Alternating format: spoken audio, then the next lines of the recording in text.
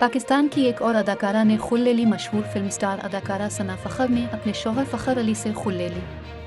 इस सिलसिले में सना फ़खर की दरख्वास्त पर कैंट यूनियन काउंसिल लाहौर ने उनकी खुल मुअस्सर होने का सर्टिफिकेट भी जारी कर दिया है। यूनियन काउंसिल के ज़राए ने बताया है कि 3 महीने सना फ़खर और उनके साबिक शौहर फ़खर इमाम को मुतअद्दिद दफ़ा आमने सामने बिठाने की कोशिश की गई, लेकिन सुलह करवाने में कामयाबी न हुई। ज़राए ने मज़ीद बताया कि सना फ़खर को लाहौर में एक घर उनके शौहर की तरफ से दिया गया था। यूनियन काउंसिल ने कानून के मुताबिक सना फ़खर की दरख्वास्त पर तलाक का सर्टिफिकेट जारी कर दिया है। वाज़ेह रहे कि सना और मॉडल फ़खर की शादी 2008 में हुई थी।